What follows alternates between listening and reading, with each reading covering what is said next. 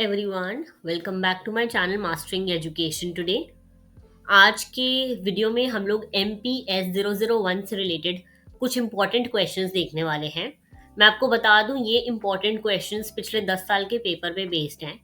मैंने 10 साल के पेपर निकाले, टोटल 20 पेपर्स थे जून दिसंबर के मिलाकर, और ये कुछ ऐसे क्वेश्चंस हैं जो यूजुअली रिपीट हो रहे थे। इनकी लैंग्वेज थोड़ी बहुत डिफरेंट हो सकती है, लेकिन ये क्वेश्चंस आ ही रहे हैं पेपर में। जैसे कि आपको पता है, आपके पास 7-8 क्वेश्चंस का बफर होता है, जिसमें से आपको 5 क्वेश्चंस करने होते हैं। तो अगर आप ये सारे क्वेश्चंस करके जाओगे तो आपके पास चॉइस काफी ज्यादा ओपन रहेगी कि आप चूज कर सकते हो कि आपको कौन से क्वेश्चन करने हैं, कौन से नहीं करने हैं। यहाँ पे मैं आपको टोटल कुछ 12-13 क्वेश्चंस बताने वाली हूँ। प्लीज ये क्वेश्चन जरूर करके जाना अपने एग्जाम के पॉइंट ऑफ व्यू से, बिकॉज ये बहुत इंपॉर्टेंट है। मैं यहाँ पे आपको क्वेश्चंस बताने वाली हूँ, उनका यूनिट बताने वाली हूँ, ताकि आप लोग उस यूनिट में से रेफर कर सके आंसर। और मैं आप लोगों को एक्सप्लेन भी कर दूंगी साथ साथ कि क्वेश्चन में पूछ क्या रहा है और आंसर कैसे लिखना है। चलो स्टार्ट करते हैं बिना किसी टाइम वेस्ट करे। फर्स्ट क्वेश्चन है, explain the concept of liberty. ये मैंने आपको पहले भी बोला था, differentiate between negative and positive liberty. जैसे कि आपको पता है, मैं ऑलरेडी एक वीडियो डाल चुकी हूँ इंपॉर्टेंट टॉपिक्स पर MPS 001 की। प्लीज इस वीडियो को देख लेना, इसमें मैंने सब कुछ रिवाइज करवाया है। मैंने इसमें आपको पहले ही बोला था कि ये टॉपिक बहुत इंपॉर्टेंट है। लिबर्टी पे क्वेश्चन आता ही है, ये मैंने यहाँ पे बताया हुआ है। नेगेटिव लिबर्टी, पॉजिटिव लिबर्टी, इस पे क्वेश्चन आता है। और ये क्वेश्चन देख लो, फर्स्ट क्वेश्चन ही ये मैंने दे रखा है, बिकॉज ये बहुत ऑफन रिपीट हो रहा था। मैं यहाँ पे इसे एक्सप्लेन नहीं करूंगी, बिकॉज मैं ऑलरेडी इंपॉर्टेंट टॉपिक्स की लिस्ट में ये एक्सप्लेन कर चुकी हूँ। ठीक है, नेक्स्ट क्वेश्चन देखते हैं। What is justice, discuss Rawls theory of justice. ये भी क्वेश्चन मैंने आपको कहा था कि इंपॉर्टेंट है। देख लो, theory of justice, Rawls justice, ये मैंने कहा था इंपॉर्टेंट है, इस पे क्वेश्चन आ सकता है।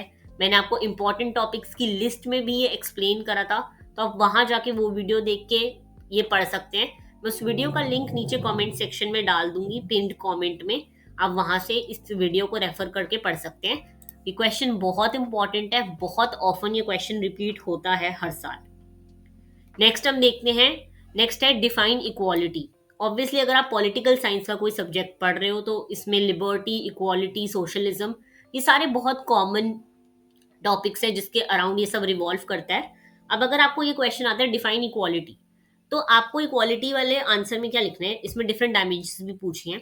पहली बात तो इक्वालिटी का मतलब होता है सबको एक समान रिस्पेक्ट और अपॉर्चुनिटीज देना, सबको इक्वली रखना। ठीक है, जेंडर के बेसिस पे बायस नहीं होना, या फिर सेक्स के बेसिस पे बायस नहीं होना, रेस के बेसिस पे, कास्ट, क्लास, इन सब के बेसिस पे बायस नहीं होना, इक्वल राइट देने उन्हें। ठीक है, इसके डिफरेंट डायमेंशंस आ जाते हैं। पॉलिटिकल इक्वालिटी, जहाँ पे सबको वोटिंग राइट्स हैं। सोशल इक्वालिटी, कोई डिस्क्रिमिनेशन नहीं है।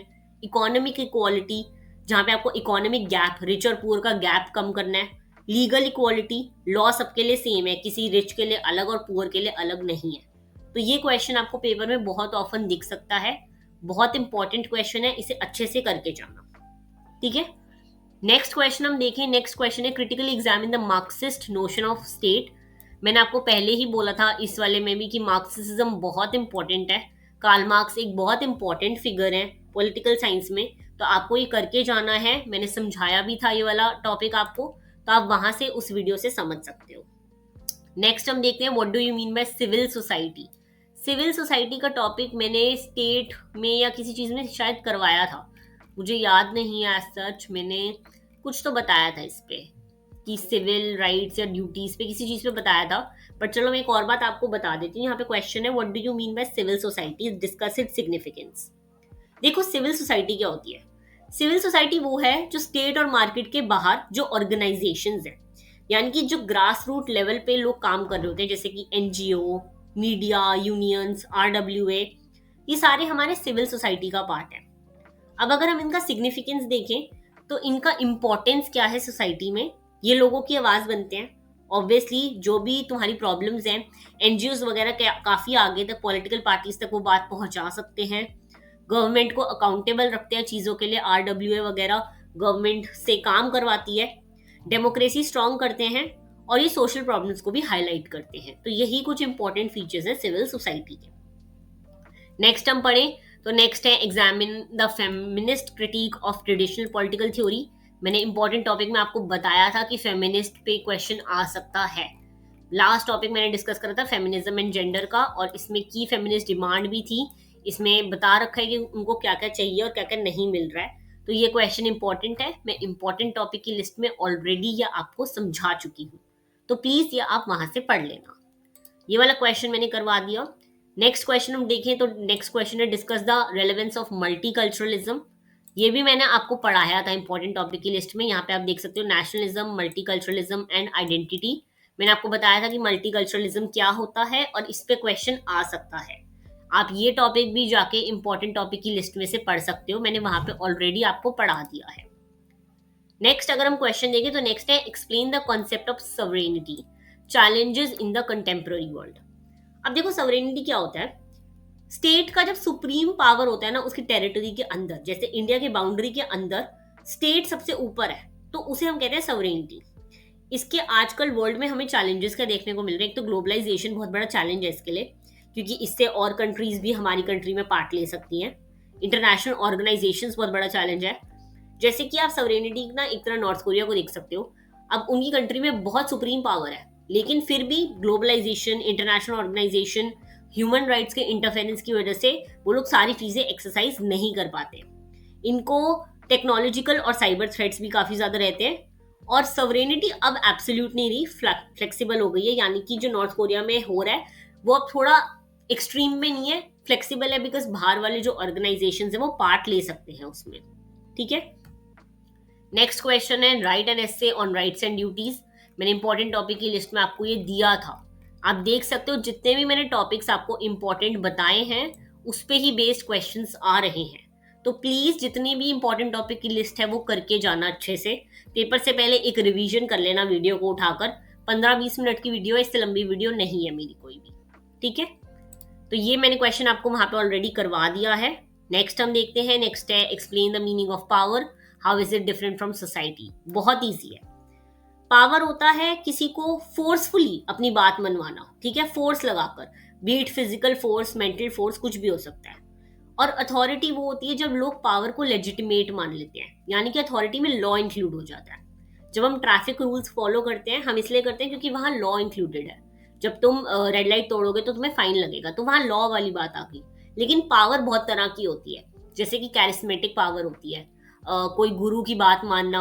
वो लोग फोर्सफुली आपसे वो चीज करवा सकते हैं, है ना, बट आपको समझ नहीं आएगा कि वो फोर्स आप पे लग रहा है। तो यही हो गया। इजी है, कोई डिफिकल्ट नहीं है। पावर अथॉरिटी पे क्वेश्चन आ सकता है, बहुत इंपॉर्टेंट है ये भी। नेक्स्ट अगर हम क्वेश्चन देखें तो नेक्स्ट क्वेश्चन है liberal versus Marxist view of state.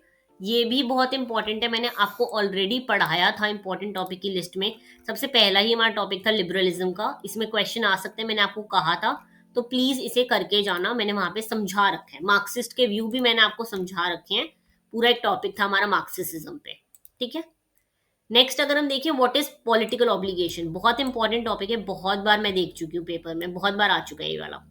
अगर हम इसमें पढ़े इसकी थ्योरीज और पॉलिटिकल ऑब्लिगेशन, तो देखो पॉलिटिकल ऑब्लिगेशन होता है जब हम स्टेट के लॉज को पूछते हैं कि हम क्यों फॉलो कर रहे हैं। ठीक है, कि हम लोगों को पॉलिटिकली हम ओब्लाइज्ड हैं उस चीज को फॉलो करने के लिए, बिकॉज वो रिटर्न लॉज हैं जो हमें फॉलो करने पड़ेंगे। अब इसकी थ्योरी जो है, इसकी कुछ 3-4 थ्योरी हैं। एक है कंसेंट थ्योरी, जहां लोग अग्री करते हैं इसलिए फॉलो करते हैं चीजें। एक है यूटिलिटेरियन थ्योरी, लॉज फॉलो करने से सबको बेनिफिट होता है। एक है फेयर प्ले थ्योरी, जब हम सोसाइटी के बेनिफिट्स लेते हैं तो हमें रूल्स फॉलो करने चाहिए। ये है नेचुरल ड्यूटी, जस्टिस प्रमोट करना मोरल ड्यूटी है हमारी। ठीक है, ये कुछ थ्योरीज है, तो ये सब पढ़ के जाना। मैंने जितने भी इंपॉर्टेंट टॉपिक्स हैं यहाँ पे कवर कर लिए हैं, सारे मैंने इंपॉर्टेंट क्वेश्चंस आप लोगों को यहाँ पढ़ा दिए हैं। तो प्लीज ये वाला पीडीएफ अच्छे से करके जाना। And all the very best for your exam. मैं इंपॉर्टेंट टॉपिक की वीडियो नीचे लिंक डाल दूंगी, तो वो देख लेना। एंड कोई भी तुम्हें डाउट्स हो या कुछ भी प्रॉब्लम हो तो आप लोग मेरे से नीचे कमेंट्स में पूछ सकते हो। Thank you so much, all the very best for your exam. मिलते हैं नेक्स्ट वीडियो में।